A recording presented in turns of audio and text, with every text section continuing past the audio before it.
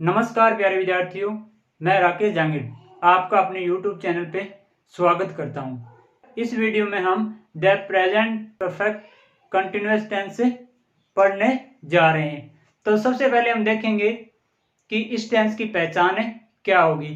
साथ ही साथ हम ये भी देखेंगे कि कंटिन्यूअस टेंस में और परफेक्ट कंटिन्यूअस टेंस में क्या अंतर है, दोनों में किस प्रकार आप पहचानोगे कि ये कौन सा टेंस है। तो सबसे पहले हम देखेंगे कि प्रेजेंट परफेक्ट कंटिन्यूअस टेंस के एक हिंदी वाक्य की क्या पहचान होगी, एक हिंदी वाक्य को हम किस प्रकार पहचानेंगे। तो सबसे पहले देखिए हिंदी वाक्यों की पहचान। हिंदी वाक्यों की क्रियाओं के अंत में से रहा है, से रही है, से रहे हैं, से रहा हूं, से रही हूं आदि शब्द आए तो वे वाक्य प्रेजेंट परफेक्ट कंटिन्यूअस टेंस के होते हैं। इन वाक्यों में आप देखेंगे कि एक समय दिया रहता है कि कार्य कब शुरू हुआ। कार्य कब शुरू हुआ वह इन वाक्यों में दिया रहता है। तो यहाँ आगे मैंने लिखा है कार्य कब से शुरू हुआ, ये दिया रहता है। मतलब वो जो काम जारी है, चल रहा है, कंटिन्यू है, लेकिन वो कब से जारी है ये उसमें वाक्य में दिया रहेगा, ये उस वाक्य में आपको मिलेगा। कहने का मतलब ये हो गया कि यदि आप वाक्य में कब से प्रश्न करोगे, कब से, कि कोई काम हो रहा है लेकिन कब से हो रहा है, कोई काम हो रहा है लेकिन कब से हो रहा है, तो उस कब से का आपको उस सेंटेंस में आपको आंसर मिलेगा। तो कंटिन्यूअस में और परफेक्ट कंटिन्यूअस में इतना ही अंतर है, उसमें समय नहीं दिया रहता कि कार्य कब शुरू हुआ, लेकिन इसमें पता रहेगा कि कार्य कब से जारी है। तो मतलब कब से का उत्तर मिलेगा, उसमें आपको समय दिया हुआ मिलेगा। तो कंटिन्यूअस टेंस में और परफेक्ट कंटिन्यूअस टेंस में बेसिक अंतर यही है कि इसमें परफेक्ट कंटिन्यूअस टेंस में समय दिया रहता है कि कार्य कब से जारी है, जबकि कंटिन्यूअस टेंस में समय नहीं दिया रहता। कार्य दोनों में ही जारी है, लेकिन दोनों में अंतर यह है कि इसमें पता रहता है कि कार्य कब शुरू हुआ और इसमें आपको ये नहीं पता चलेगा कि कार्य कब शुरू हुआ। तो ये तो हो गई एक बेसिक पहचान, हिंदी वाक्यों को आप किस प्रकार पहचानोगे। अब हम देखेंगे इस टेंस के रूल्स में हम क्या क्या देखेंगे कि इसमें हेल्पिंग वर्ब क्या लगेगी, मेन वर्ब की कौन सी फॉर्म आएगी, और जो समय सूचक शब्द है उनसे पहले प्रेपोजिशन क्या लगाएंगे।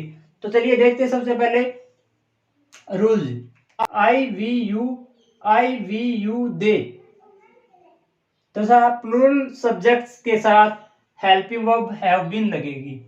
ठीक है, अभी हम देखेंगे कि हैव बीन किस प्रकार बनी है। ही सी इट तथा सिंगुलर सब्जेक्ट्स के साथ हेल्पिंग वर्ब हैज बीन लगती है। अब आगे देखिए मैन वर्ब की प्रेजेंट पार्टिसिपल फॉर्म अर्थात वर्ब की फर्स्ट फॉर्म प्लस आईएनजी लगती है। तो वर्ब की कौन सी फॉर्म लगेगी, इसमें आईएनजी फॉर्म लगेगी, जिसको आप फोर्थ फॉर्म भी बोलते हैं, या वर्ब की प्रेजेंट पार्टिसिपल फॉर्म में यूज होगी। इसमें आपको वाक्य में समय सूचक शब्द मिलेंगे और उन समय सूचक शब्दों से पहले सिंस या फॉर का यूज करना है। तो किसके साथ आप सिंस लगाएंगे और किन के साथ आप फॉर लगाएंगे वो हमें जानेंगे। तो सिंस लगता है समय बिंदु, पॉइंट ऑफ टाइम से पहले क्या लगेगा, सिंस लगेगा, जबकि पीरियड ऑफ टाइम से पहले क्या लगेगा, फॉर लगेगा। मतलब समयावधि दी है तब तो फॉर लगेगा, और कोई समय बिंदु दिया है, पॉइंट ऑफ टाइम दिया है, तब आपको क्या लगाना है, सिंस लगाना है। मैंने कुछ एग्जांपल्स लिखे हैं, उनसे हम समझने की कोशिश करेंगे कि कहां सिंस लगेगा। जैसे सिंस 2 o'clock, इससे आपको समझना है कि घड़ी का कोई भी समय दिया हो, ठीक है, आपको क्या लगाना है, सिंस लगाना है। उसके बाद मैंने लिखा है मंडे, तो इसका मतलब क्या हो गया, आपको डेज नेम से पहले भी क्या लगाना है, सिंस लगाना है, क्योंकि ये पॉइंट हो गया टाइम का, ठीक है, न कि अवधि है। मार्च, इसका मतलब क्या हो गया, आपको मंथ नेम से पहले भी क्या लगाना है, सिंस लगाना है। फिर 2010, मतलब कोई ईयर दे रखा हो तो उससे पहले भी क्या आपको क्या लगाना है, सिंस लगाना है। फिर मैंने लिखा है मॉर्निंग और इवनिंग, तो सिंस मॉर्निंग सिंस इवनिंग, तो मॉर्निंग और इवनिंग से पहले भी आप क्या लगाओगे, सिंस लगाओगे। फिर मैंने लिखा है लास्ट नाइट, लास्ट के बाद कोई समय सूचक शब्द दिया हो, लास्ट के बाद कोई समय सूचक शब्द दिया हो तब भी आप क्या लगाएंगे, सिंस लगाएंगे। तो सिंस का यूज पॉइंट ऑफ टाइम के लिए, समय बिंदु के लिए होगा, ठीक है। जबकि फॉर का यूज पीरियड ऑफ टाइम, समय अवधि के लिए होगा। इसमें अवधि दी होगी समय की, उससे पहले आप क्या यूज करेंगे, फॉर। मैंने कुछ एग्जांपल से समझाने की कोशिश किया जाए, समझिए। तो चलिए देखिए, फॉर टू मीन्स, ठीक है, आप समझने की कोशिश करें। For 2 hours, for 3 days, for 4 weeks, for 5 weeks, for 2 months, for 3 years, for a long time, for some time. तो इस प्रकार के शब्द आपको मिले तब आपको क्या लगाना है, फॉर लगाना है। अब जरा हम समझने का प्रयास करेंगे कि इन दो को छोड़ दें, इन दो को छोड़ दें, ए लॉन्ग टाइम और सम टाइम। तो इनमें ज्यादातर में क्या है, जो समय सूचक शब्द है उसमें आपको देखेंगे जो इकाई है उसके अंत में एस लगा हुआ है, ठीक है, प्लूरल बन रहा है, ठीक है। इधर वालों में नहीं बनेगा। थोड़ी सी ये मतलब एक पहचान के लिए कि हमें याद रहे किसके साथ है क्या लगाना है, तो उस हिसाब से। वैसे जरूरी नहीं है कि एस लगा हो, जैसे 1 आ जाए, जैसे 1 घंटे से, फॉर एन आवर, तो उसमें नहीं लगेगा, एस नहीं लगेगा। पर ज्यादातर आपको 2 3 4 मतलब एक से ज्यादा होते ही जो समय सूचक शब्द लिखे जाएंगे उनको आपको प्लूरल में लिखना होगा। फिर जैसे days, hours, weeks, months, years, इस प्रकार। तो ये एक पहचान हो गई, स्टार्टिंग में धीरे धीरे आपको समझ में आने लगेगा। तो पीरियड ऑफ टाइम के लिए आप फॉर का यूज करेंगे, जबकि पॉइंट ऑफ टाइम, समय बिंदु के लिए आप सिंस का यूज करेंगे। तो इस प्रकार सिंस फॉर का यूज आपको करना है। समय सूचक शब्द लिखो, उससे पहले आपको सिंस फॉर लगाने हैं। अब हम देखेंगे कि ये हेल्पिंग वर्ब किस प्रकार बनी, ये टेंस किस प्रकार बना है।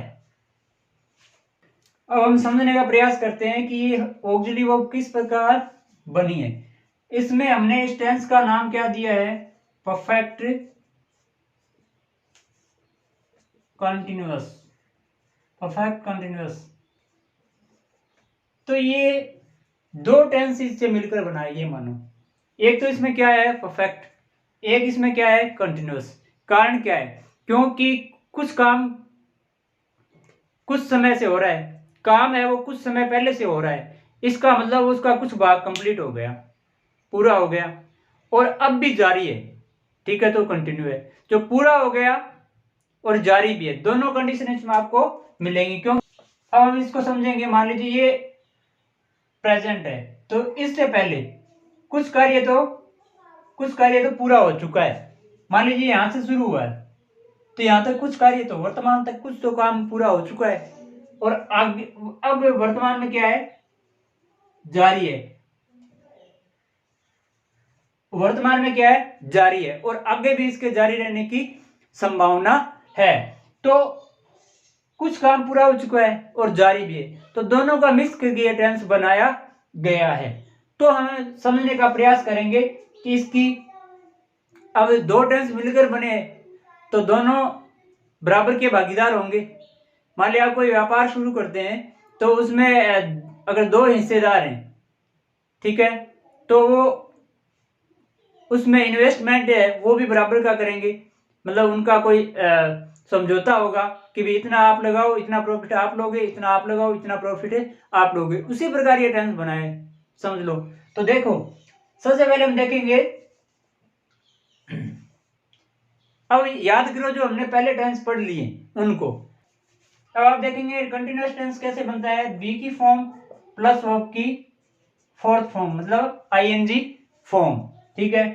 हमने पढ़ा है कि परफेक्ट टेंस कैसे बनता है, हैव की कोई फॉर्म अकॉर्डिंग टू टेंस, उसके बाद वर्ब की थर्ड फॉर्म, मतलब past participle form of the verb, ठीक है। इस प्रकार टेंस बनता है। अब ये दोनों टेंस मिलकर एक टेंस बनाएंगे, ठीक है। अब इन दोनों के बीच समझौता हुआ, मान लीजिए इन दोनों टेंसेस के बीच कोई समझौता हुआ।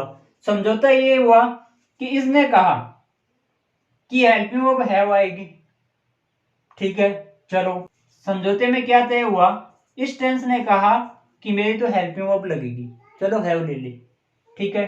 तो हमने हैव हेल्पिंग वर्ब लगा दी। अब इधर वाला कंटिन्यूअस टेंस बोल रहा है कि मेरी मेरे टेंस वाली मैन वर्ब की फॉर्म यूज करो, तो हमने क्या है वर्ब की फोर्थ फॉर्म लगा दी। अब समझो, ध्यान से समझना इस बात को। हैव का क्या रूल है कि हैव के बाद हमेशा वर्ब की कौन सी फॉर्म आएगी, थर्ड फॉर्म आएगी। हैव के बाद हमेशा वर्ब की कौन सी फॉर्म आएगी, हमेशा वर्ब की थर्ड फॉर्म आएगी, ठीक है। और बी का क्या रूल है, सॉरी, और वर्ब की आईएनजी फॉर्म फोर्थ फॉर्म, या जो वर्ब की आईएनजी फॉर्म या वर्ब की फोर्थ फॉर्म जिसको बोलते हैं, उसका क्या रूल है। अगर वो किसी सेंटेंस में एज ए मैन वर्ब आई, तो उससे पहले जो हेल्पिंग वर्ब लगेगी उसमें बी का रूप जरूर होगा। उसमें किसका रूप होगा, बी का रूप होगा। समझने का प्रयास करें। वर्ब की आईएनजी फॉर्म का तो ये रूल है कि उससे पहले एज ए कोई हेल्पिंग वर्ब लगती है, ठीक है। मतलब ING form as a main verb आई है और उससे पहले कोई हेल्पिंग वर्ब लगती है, तो उसमें बी का रूप जरूर होता है, ये ध्यान रख लेना आप। ING form as a main verb आई है, उससे जस्ट पहले बी का कोई ना कोई रूप आपको जरूर मिलेगा। चलो, अब इनके बीच हो गया झगड़ा।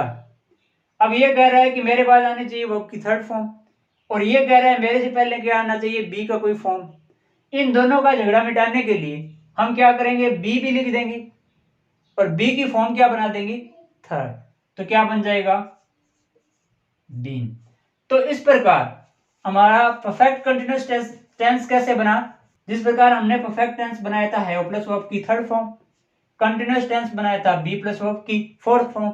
यहाँ हैव प्लस वर्ब की थर्ड फॉर्म का मतलब है हैव के जो भी फॉर्म है, जैसे प्रेजेंट फॉर्म हो गए हैज, पास्ट फॉर्म हो गए हैड, उसी प्रकार बी के प्रेजेंट फॉर्म हो गए इज और पास्ट फॉर्म हो गए वॉज वर। तो अकॉर्डिंग टू टेंस इनका यूज होता है, लेकिन कंटीन्यूअस में स्ट्रक्चर यही होती है, ठीक है, कि बी प्लस वर्ब की फोर्थ फॉर्म कंटीन्यूअस टेंस है, हैव प्लस वर्ब की थर्ड फॉर्म परफेक्ट टेंस है। अब इन दोनों को मिलकर बनाया गया है, इस उसका नाम क्या है, परफेक्ट कंटीन्यूअस। तो दोनों के बीच ये क्या हो गया, समझौता हो गया। तो हेल्पिंग वर्ब में तो किसका रूप आएगा, हैव का रूप आएगा। इसका रूप चेंज नहीं होगा क्योंकि ये हैव ने डिसाइड कर दिया, हैव ने निश्चित कर दिया कि मेरे बाद वर्ब की कौन सी फॉर्म आएगी, थर्ड फॉर्म आएगी, इसलिए बी की थर्ड फॉर्म में लगा दी। अकॉर्डिंग टू टेंस कंटीन्यूअस है इसलिए आईएनजी फॉर्म आएगी, तो यहाँ आईएनजी फॉर्म है, बी के बाद आईएनजी फॉर्म आ सकती है, कोई दिक्कत नहीं है। इस प्रकार हमने बनाया परफेक्ट कंटीन्यूअस टेंस, ठीक है। इस प्रकार हमने क्या बना दिया, ये परफेक्ट कंटीन्यूअस टेंस की हैव बीन प्लस वर्ब की चौथी फॉर्म या आईएनजी फॉर्म या present participle form of the verb. अब देखिए, अब इनका यूज कैसे होगा। मान लीजिए प्रेजेंट में यूज करना है आपको इसका, तो प्रेजेंट में हैव के प्रेजेंट रूप लिख दो, हैज और हैव, ठीक है। उसके बाद बीन प्लस वर्ब की फोर्थ फॉर्म, मतलब हैज या हैव अकॉर्डिंग टू सब्जेक्ट आ जाएगी, उसके बाद बीन लगा के वर्ब की फोर्थ फॉर्म मतलब आईएनजी फॉर्म में लिख देंगे। अब यही टेंस हमें बनाना है पास्ट परफेक्ट कंटीन्यूअस टेंस, तो आप हैव का कौन सा रूप लिखेंगे, पास्ट रूप लिखेंगे, ठीक है। तो हैव का पास्ट क्या हो जाएगा, हैज, तो क्या बन जाएगा, हैड बीन प्लस वर्ब की फोर्थ फॉर्म। तो इस प्रकार ये हेल्पिंग वर्ब्स और मेन वर्ब्स का समझौता हुआ है। ये हमने ये सिर्फ बातें हमने याद रखने के लिए, किस प्रकार हमें याद रहे इसीलिए बताई गई है, ठीक है। एक्चुअल में कोई समझौता नहीं हुआ है, ठीक है।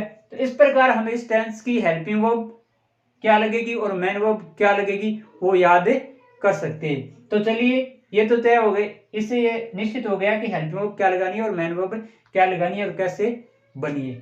तो अब हम देखते हैं, ये प्रेजेंट परफेक्ट टेंस है इसलिए इस टेंस की हेल्पिंग वर्ब क्या होगी, हैज बीन और हैव बीन। अब हम चलिए देखते हैं अफर्मेटिव सेंटेंसेस किस प्रकार बनाएं।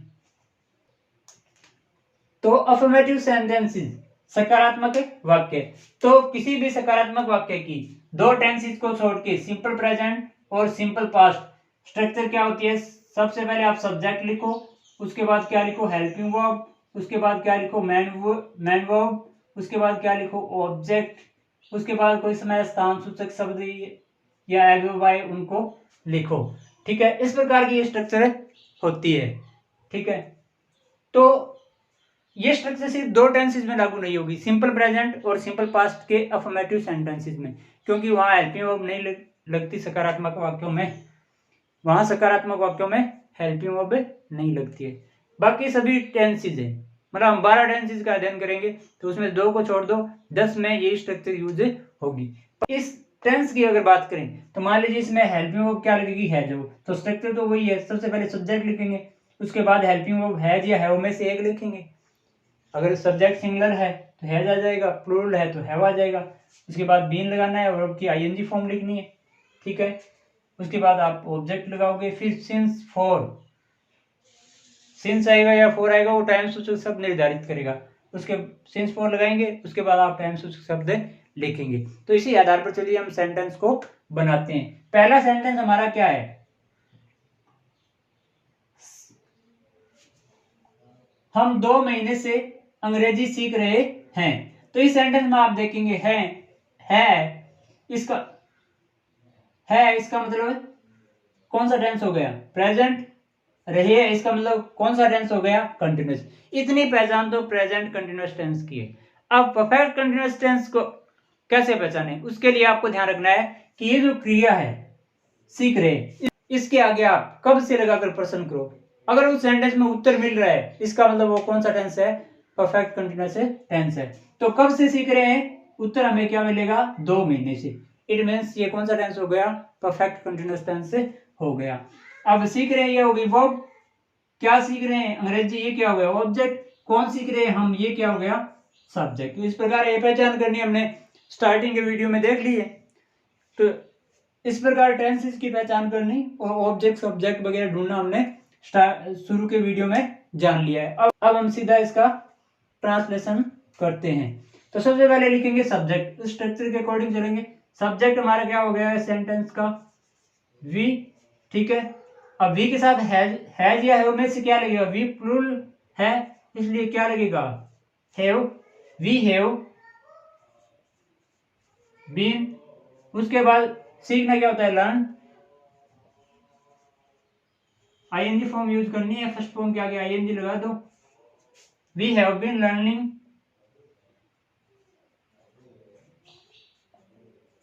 इंग्लिश। अभी देखो 2 महीने से, 2 महीने क्या है, एक अवधि है, ठीक है। 2 महीने क्या है, एक अवधि है। तो अवधि के लिए आप क्या लगाओगे, फॉर लगाओगे। तो we have been learning English for 2 months। We have been learning English for 2 months। तो हमने क्या लिखा, सबसे पहले सब्जेक्ट लिखा, उसके बाद हेल्पिंग वर्ब, उसके बाद मेन वर्ब, उसके बाद ऑब्जेक्ट, फिर फॉर का यूज किया प्रेपोजिशन के रूप में, उसके बाद क्या लिखा समय सूचक शब्द। तो इस प्रकार आप एक परफेक्ट कंटीन्यूअस टेंस के अफर्मेटिव सेंटेंस का ट्रांसलेशन कर सकते हैं। तो चलिए देखते हैं अगला सेंटेंस क्या है। वह 3 बजे से क्रिकेट खेल रहा है। तो वही है तो प्रेजेंट है, खेल रहा है तो कंटिन्यूअस है। कब से खेल रहा है, 3 बजे से, उत्तर मिल रहा है, इसका मतलब परफेक्ट कंटीन्यूअस टेंस हो गया। क्या खेल रहा है, क्रिकेट, ये हो गया ऑब्जेक्ट, कौन खेल रहा है वह, ये क्या हो गया सब्जेक्ट। तो सबसे पहले हमें सब्जेक्ट लिखना है, सब्जेक्ट हमारा क्या हो गया ही के साथ हेल्पिंग वर्ब क्या लगेगी, फिर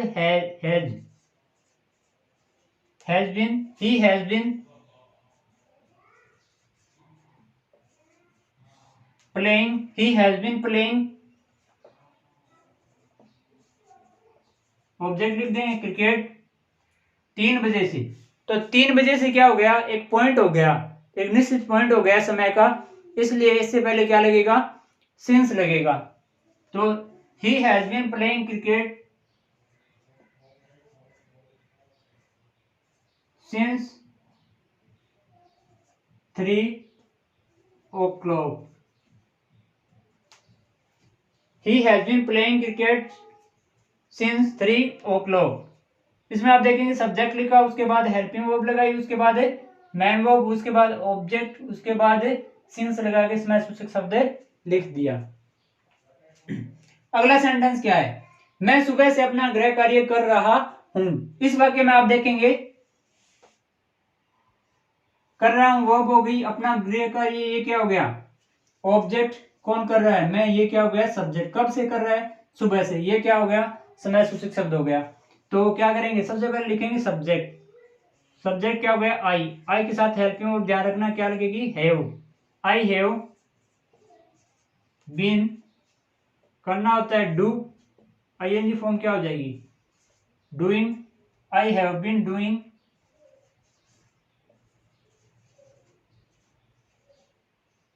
माई होमवर्क सुबह से। तो क्या लिखेंगे, सिंस मॉर्निंग, सिंस मॉर्निंग। तो इस प्रकार आप इसका ट्रांसलेशन कर सकते हैं। देखते हैं अगला सेंटेंस क्या है। अगला सेंटेंस है पवन यहाँ लंबे समय से रह रहा है। पवन यहाँ लंबे समय से रह रहा है। तो है प्रेजेंट, रहा है तो कंटिन्यूस है, कब से रह रहा है, लंबे समय से। तो हमें उत्तर मिल रहा है तो परफेक्ट कंटिन्यूस हो गया। यहाँ ये समय स्थान सूचक शब्द है। पवन यहाँ लंबे समय से रह रहा है। तो इसमें आप देखेंगे यहाँ क्या हो गया, स्थान सूचक शब्द है। पवन क्या हो गया, सब्जेक्ट। अब इस वाक्य में ऑब्जेक्ट है नहीं, ठीक है। तो क्या करेंगे, सबसे पहले सब्जेक्ट लिखेंगे। सब्जेक्ट इस वाक्य क्या हो गया, पवन। सब्जेक्ट हो गया पवन, ठीक है। पवन सिंगुलर सब्जेक्ट है, इसलिए क्या लगाएंगे, has been. Pawan has been, Pawan has been, रहना क्या होता है, लीव। आईएनजी फॉर्म लगाएंगे, ये होगी फर्स्ट फॉर्म। आईएनजी लगाएंगे तो अंतिम ई को क्या कर देते हैं, ड्रॉप कर देते हैं, living. Pawan has been living, object इसमें है नहीं तो सिंस फॉर लगा के समय सूचक शब्द इसमें स्थान सूचक शब्द दिया है वो इसके बाद लिख देंगे just here. Pawan has been living here लंबे समय से, for a long time, for a long time. तो इस प्रकार हम इस सेंटेंस का ट्रांसलेशन कर सकते हैं। अगला सेंटेंस क्या है, वह 2010 से एक दुकान चला रहा है। तो चला रहा है वर्ब होगी, क्या चला रहा है, एक दुकान। ये क्या हो गया, ऑब्जेक्ट। वह क्या हो गया, सब्जेक्ट। कब से चला रहा है, 2010 से, ठीक है। तो सबसे पहले क्या लिखेंगे, सब्जेक्ट। सब्जेक्ट क्या हो गया, ही के साथ हेल्पिंग वर्ब क्या लगेगी, हैज। He has been. अब देखो चलाना की अंग्रेजी अलग अलग होती है। जैसे आप कार चलाते हो तो ड्राइव होगा, ठीक है। अगर आप कंप्यूटर चलाते हो तो ऑपरेट होगा, और आप दुकान चला रहे हो तो दुकान चलाना के लिए वो क्या काम में लेंगे, रन काम में लेंगे, RUN रन, ठीक है। तो रन का मतलब दौड़ना भी होता है। यहाँ इस सेंटेंस में रन का अर्थ क्या होता है, चलाना। तो ही हैज बीन,